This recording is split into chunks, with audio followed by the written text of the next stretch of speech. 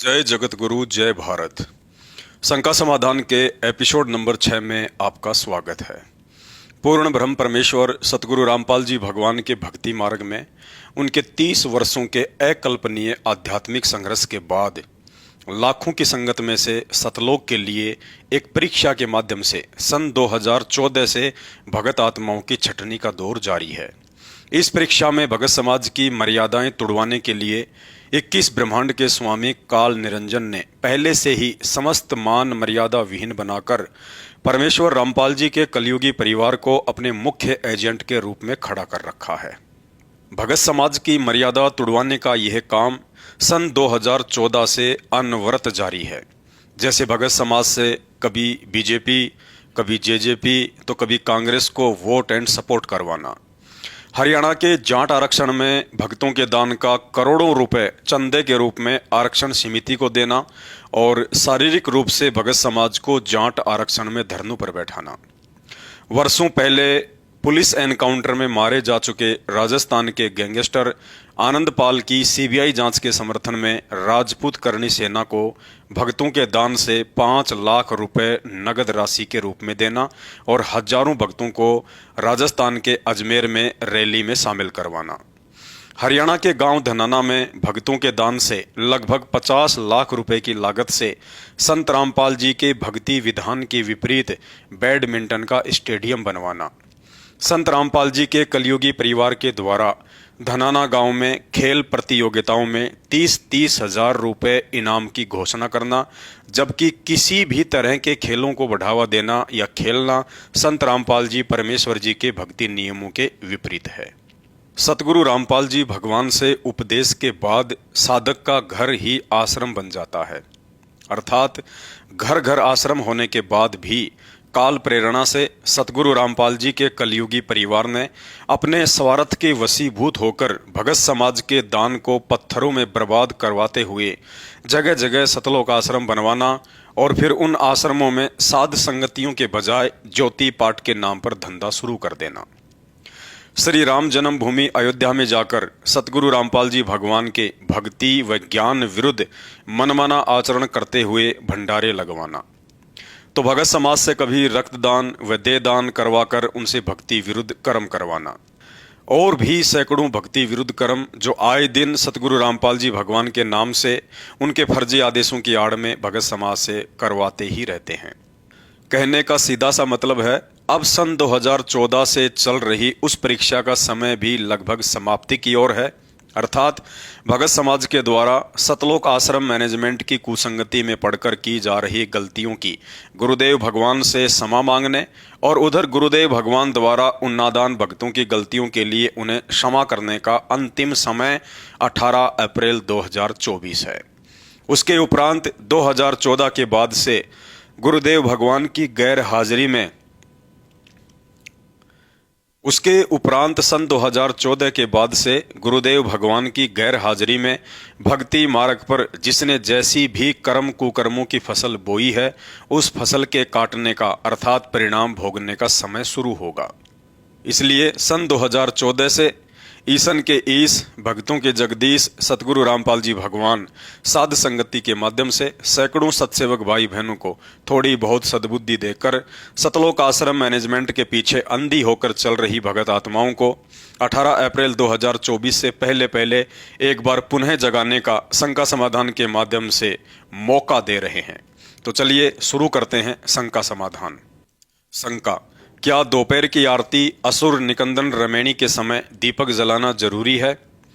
पूर्ण परमात्मा सतगुरु रामपाल जी के तत्व ज्ञान व सतभक्ति विधान अनुसार तीनों समय की आरती के वक्त देसी घी के साथ खड़ी बत्ती का दीपक अवश्य प्रज्वलित करना चाहिए, लेकिन दोपहर के समय ज्यादातर भाई बहन अपने काम धंधे की वजह से घर से बाहर ही रहते हैं तथा आरती के समय ज्योति नहीं जला पाते हैं। ऐसे भाई बहनों को गुरुदेव भगवान ने दोपहर की आरती के समय ज्योति ना जला पाने पर दोष मुक्त रखा है, अर्थात यदि आप दोपहर के समय ज्योति नहीं जला पाते हैं तो आपको किसी भी तरह का कोई दोष नहीं लगता है। इसके अलावा यदि आप घर पर ही रहते हैं या आपका कामकाज अपने घर पर ही है या जहां आप मजदूरी करते हैं या आपका अपना ऑफिस है, और आपको दोपहर की आरती के समय ज्योति जलाने में कोई दिक्कत नहीं है तो आपको दीपक प्रज्वलित करके ही आरती करनी चाहिए। शंका, क्या नाम उपदेश लेने के बाद घर पर अखंड ज्योति जला सकते हैं? पूर्ण परमेश्वर सतगुरु रामपाल जी भगवान के तत्व ज्ञान को अच्छे से समझकर जब हम उनसे दीक्षा प्राप्त करते हैं तो उसी दिन से हमने प्रतिदिन घर पर 5 यज्ञ करने होते हैं, जिसमें एक यज्ञ हवन यज्ञ है, अर्थात घर पर दरबार साहिब में गाय या भैंस के घी से रुई की बत्ती बनाकर खड़ी ज्योत लगाने का विधान है। गुरुदेव भगवान ने बताया कि आप रोजाना 100 ग्राम घी का हवन अवश्य करें। 100 ग्राम घी का मतलब है आपके घर में 24 घंटे दीपक का जलते रहना। इसके अलावा आप चाहें तो किसी भी पात्र में या बड़े दीपक में आधा या 1 किलो देसी घी डालकर भी दिन रात ज्योति जला सकते हैं। यह आपकी अपनी आर्थिक स्थिति पर निर्भर करता है। अन्यथा गुरुदेव भगवान के आदेश अनुसार भगत को सुबह और शाम की आरती के समय दीपक अवश्य जलाना चाहिए। रही बात अखंड ज्योति जलाने की, तो गुरुदेव भगवान ने बताया कि अखंड ज्योति 2 प्रकार की होती है। एक अखंड ज्योति का मतलब होता है सहज अखंड ज्योति। आपने दीपक में 100 ग्राम, आधा किलो या 1 किलो गाय या भैंस का देसी घी डाल देना है।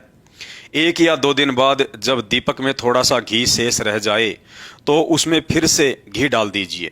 सप्ताह भर में एक बार दीपक को साफ करते समय या रुई की बत्ती चेंज करते समय दीपक को बुझा दीजिए। उसके 10-20 मिनट बाद जब पुनः दीपक में घी डालकर ज्योति प्रज्वलित करें तो साथ में मंगलाचरण भी करें। इसे कहते हैं सहज विधि से अखंड ज्योत जलाना। दूसरी अखंड ज्योति होती है शास्त्र विरुद्ध अखंड ज्योति, अर्थात मन में यह संकल्प करके ज्योति जलाना कि 1 महीने, 6 महीने या 1 वर्ष तक अखंड ज्योति जलाने का संकल्प करता हूं। 1 महीने तक कभी भी ज्योति को बुझने नहीं दूंगा। दीपक साफ करते समय भी ज्योति नहीं बुझने दूंगा। साफ करने से पहले ही किसी दूसरे दीपक में पहले से ही दूसरी ज्योति जला दूंगा। इस तरह की अखंड ज्योति जलाना पूर्ण ब्रह्म परमेश्वर सतगुरु रामपाल जी भगवान के सहज भक्ति मार्ग में साफ साफ मना है, क्योंकि शास्त्र विरुद्ध होने से यह मनमाना आचरण है जिसके करने से परमात्मा नाराज होते हैं। क्योंकि 21 ब्रह्मांड में गुरुदेव भगवान व उनके मंत्रों के अलावा सब कुछ खंड होने वाला है, अखंड कुछ भी नहीं है। उदाहरण के लिए मान लीजिए आज आपने अखंड ज्योति का संकल्प करके ज्योत जला दी और कल को आंधी, तूफान, भूकंप या किसी भी कारण से दीपक बुझ जाए तो आपका संकल्प तो खंडित हो गया। इसलिए किसी भी तरह का मनमाना आचरण करने से बचना है। शंका, घर पर दीपक अर्थात ज्योति जलने के बाद जो छोटी छोटी रुई की बत्तियां शेष रह जाती हैं उनका क्या करें? परम पूज्य सतगुरु रामपाल जी भगवान से उपदेश प्राप्त करने के उपरांत प्रत्येक भगत भाई बहन को अपने घर पर ही रोजाना हवन यज्ञ करनी होती है, अर्थात घर पर दरबार लगाकर इष्ट रूप में पूजे अपने गुरुदेव भगवान के स्वरूप के सामने गाय या भैंस के घी से रुई की खड़ी बत्ती बनाकर दीपक जलाना होता है तथा परिवार के सभी उपदेशी भक्तों ने अपने अपने हाथों से प्रतिदिन उस दीपक में थोड़ा थोड़ा घी डालना होता है, जिसे हवन यज्ञ कहते हैं।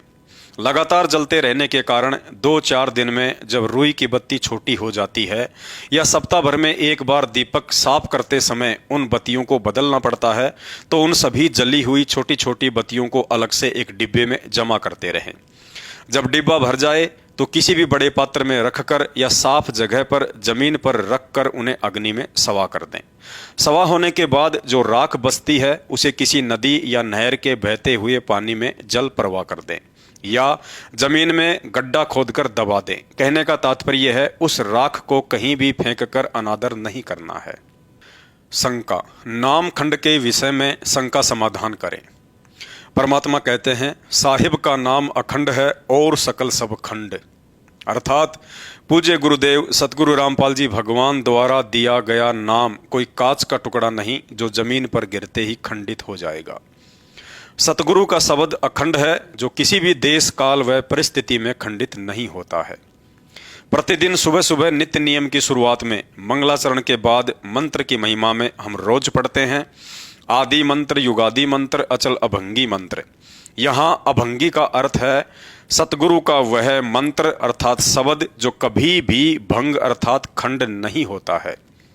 भाई और बहनों, खंडित केवल मर्यादा होती है, अर्थात नाम दीक्षा के समय हमें जो नियम बताए जाते हैं वे नियम भंग कर देने से ऑटोमेटिक उस भगत का कनेक्शन सतगुरु के द्वारा दिए गए उस अखंड नाम से कट जाता है। यह अलग बात है कि मर्यादा टूटने से पहले मर्यादा में रहकर की गई सत भक्ति से आपको कुछ दिन, कुछ वर्ष या पूरा जीवन भी लाभ मिलते रहें, लेकिन मोक्ष से उस समय तक वंचित ही रहेंगे जब तक कि उस गलती के लिए गुरुदेव भगवान से हमें हृदय से क्षमा याचना ना मिल जाए। गुरुदेव भगवान ने बताया कि जानबूझकर मर्यादा नहीं तोड़नी है। यदि अनजाने में कोई मर्यादा खंडित हो जाती है तो उसके लिए गुरुदेव क्षमा करते हैं। फिर भी किसी कारणवश मर्यादा खंडित हो जाती है और यदि गुरुदेव भगवान आश्रम में हैं तो तुरंत वहां जाकर हृदय से अपनी गलती की बारंबार क्षमा याचना करनी चाहिए और आगे से पूरा प्रयास हो कि भविष्य में कोई भी गलती नहीं करेंगे। यदि गुरुदेव भगवान आश्रम में नहीं है तो हृदय से घर पर ही गुरुदेव को अंतर्यामी मानकर दंडवत प्रणाम करके गलती की क्षमा याचना करें। यदि आत्मा से पुकार की जाएगी तो दयालु गुरुदेव अवश्य क्षमा करते हैं। साथ ही मंत्रों का जाप करना, तीनों समय की आरती करना व सत्संग सुनना बिल्कुल भी बंद ना करें और जैसे ही गुरुदेव से भेंट करने का मौका मिले तुरंत जाकर अपनी गलती की क्षमा याचना करें। तो शंका समाधान में आज केवल इतना ही। शंका समाधान के और अधिक वीडियो देखने के लिए हमारे Facebook page Pawan Das is live मानव धर्मी पवन दास को फॉलो करें। वीडियो अच्छा लगे तो शेयर करें। बंदी छोड़ सतगुरु रामपाल जी परमेश्वर जी की जय हो।